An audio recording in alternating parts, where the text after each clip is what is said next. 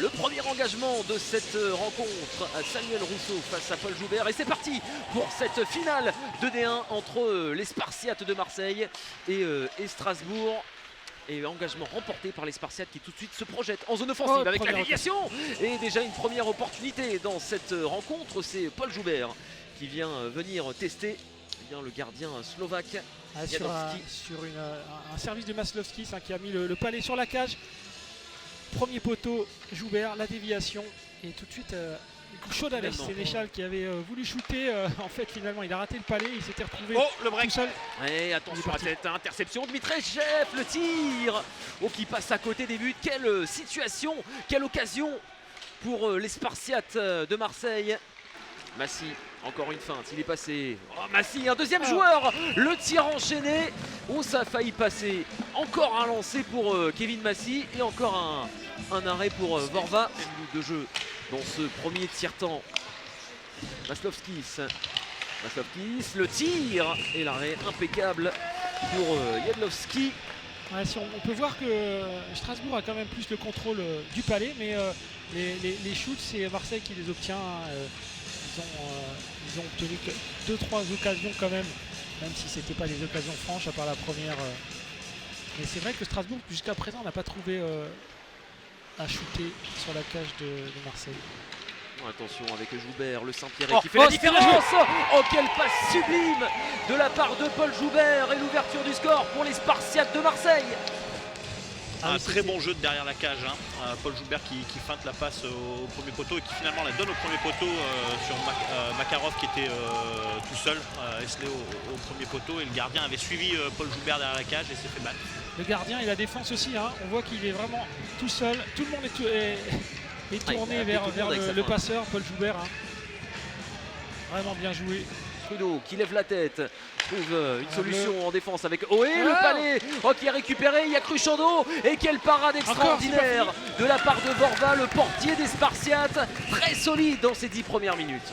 Cruchando là qui avait pris le rebond une première fois, il a contourné sur le deuxième palais, là on voit le shoot avec le rebond. Une première fois, une deuxième fois, il a essayé de la mettre en l'air mais il n'a pas réussi à trouver la lucarne, en tout cas super barré du gardien marseillais. Ça contre. C'est parti, il est tout seul.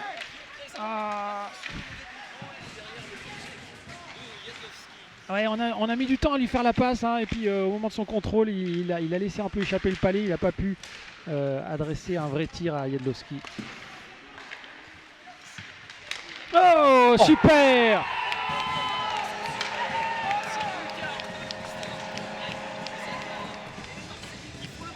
Oui, avec une super passe de Villiot là qui était remonté un peu dans la zone le long de la bande. Il a trouvé en backdoor là au deuxième poteau. Il s'est pas posé de question. Contrôle, shoot pleine lucarne. Jedlowski peut rien faire. Contre la bande pour Mensa. Attention, c'est récupéré. Lobstein finalement qui fait l'effort avec la vitesse, l'accélération de Lobstein. Le tir et c'est un arrêt pour Vorva. Là on voit l'occasion de Lobstein. Là, il a fait passer la crosse, il a cherché la lucarne droite.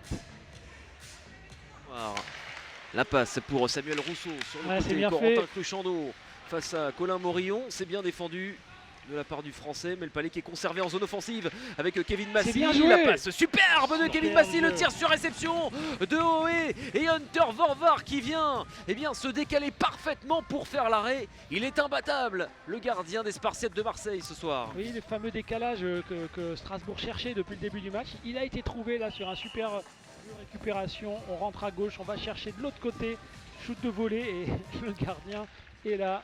Et en tout cas, pour l'instant, il tient son équipe. Ouais, la feinte qui ne passe pas sur Colin Morillon. Et le décalage. Bien vu, Joubert. C'est bien la déviation. Quel but des Spartiates une fois de plus. Et c'est un doublé pour Makarov et les Spartiates qui s'envolent. 3-0 désormais dans cette finale. Ouais, tout était bien vu dans cette entrée de zone. Chausserie d'après qui met en retrait pour Joubert. Joubert sur sa prise de palais, il déstabilise la défense. Il revient vers l'axe et il a trouvé une passe shoot déviée par Makarov. 3-0, on parlait de break, je pense que là... Tout à fait, ça va prendre beaucoup d'énergie mentale, beaucoup de force de caractère pour Strasbourg pour remonter, pour revenir dans le match. Le Prieux, la passe pour Rousseau. On fait circuler 25 secondes. Encore à faire en avantage numérique pour l'étoile noire. Ohé, la passe sur le côté. Avec Trudeau à la bleue. Ouais, c'est bien fait de la part de Trudeau qui cherche une occasion de tir. rebond, oui. Le tir, l'arrêt de Vorva et le rebond qui est saisi par un joueur de l'étoile noire. Sam Rousseau. Et la réduction de l'écart en toute fin de deuxième tiers-temps. Le but de l'espoir pour l'étoile noire. Ouais, Trudeau qui a temporisé. On a cru qu'il s'était mis un peu en difficulté à la bleue. Il a réussi à revenir. Ils ont permuté avec les défenseurs. Il a trouvé un shoot et il y avait 2 joueurs devant la cage. Et c'est Rousseau qui a réussi un petit revers là. Avec Makarov. Ouais, attention, le tir de Makarov. Elle est dangereuse cette ligne-là de Marseille sur la glace. Elle crée du jeu, elle est dans la vitesse sans cesse. Ils supportent bien les uns les autres. Ils sont assez complémentaires. Attention avec la superbe passe, le tir. Je sais pas s'il a fait l'arrêt Jadowski ou le poteau. En tout cas, c'était à l'extrême grand écart. Colton Waltz. Alors, Ah, c'est ce qu'on voit de plus en plus hein, dans le hockey moderne, des entrées en zone contrôlée. mais Strasbourg arrivait bien à le faire au début du match, mais là, ils ont peut-être plus l'énergie, en tout cas plus la lucidité. Ah, et puis derrière, il faut remporter des batailles dans les 2 coins. contre 1. Et pour l'instant, ce sont les Marseillais qui font la différence. Attention avec le tir en pleine lucarne. Oh, c'est très certainement le but du titre. Ça fait 4-1 désormais pour Marseille. Ouais, Benjamin Villot là. Quel lancer! C'était un contre 1, ils sont partis à 2 contre 1, un rush. Ah, et toute la joie de Benjamin Villot qui vient inscrire le 4e but marseillais. Là on voit il a tout le temps, il peut faire la passe, il peut shooter, il choisit la lucarne. Jadowski peut pas grand chose et sûrement hein, le but du chaos parce que 4-1 à 6 minutes de la fin. Oui, ça risque d'être compliqué là. Paul Joubert qui remonte la glace, 24 secondes encore à faire avant le titre avec les BDF qui vient marquer un but somptueux. Oh, quel but inscrit dans les 20 dernières secondes. Ça fait 5-1 désormais pour Marseille. Marseille est inarrêtable dans cette finale. En tout cas, chapeau à cette équipe de Marseille hein, qui aura produit du jeu jusqu'au bout et là ce déboulé de joueurs marseillais qui effectivement a passé les BDF hein, qui a pris toute la défense de Strasbourg qui est débordement et on est allé chercher à l'énergie le dribble sur Jadowski. Ils l'ont fait, Marseille est champion de première division et quel beau champion! Tout au long du week-end, ils auront dominé leur sujet, les Marseillais qui l'ont fait. Ils remportent ce championnat de D1 au terme d'un Final Four ultra maîtrisé.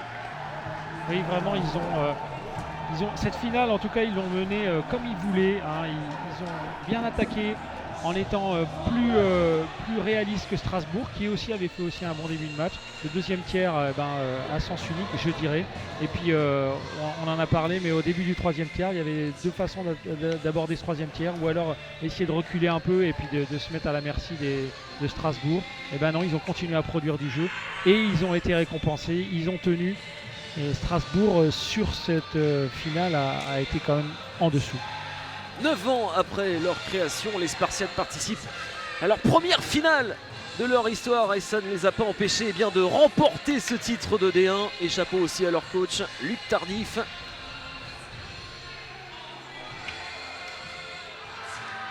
L'entraîneur-chef de cette formation des Spartiates.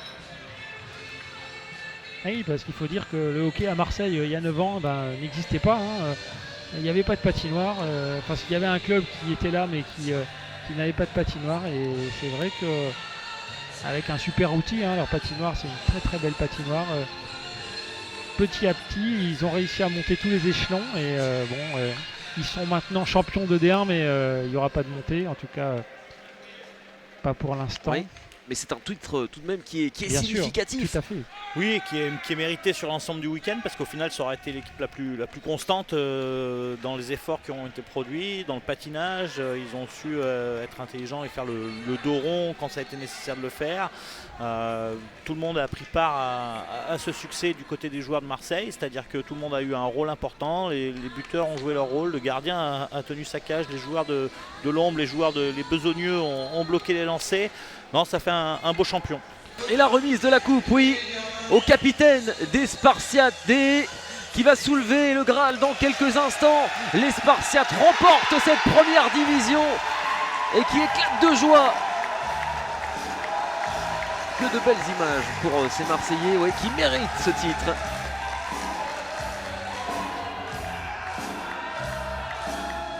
Oui, et puis voilà, avec il n'y a pas de spectateurs, donc c'est Oui. sûr que C'est il y a une différent. frustration, mais c'est quand même bien qu'il y ait eu un titre, qu'il y ait eu des titres cette année, autant en Magnus qu'en D1, puisque les autres championnats bien sûr n'ont pas joué, mais il fallait avoir un titre et Marseille fait un beau champion. Ah, on aurait...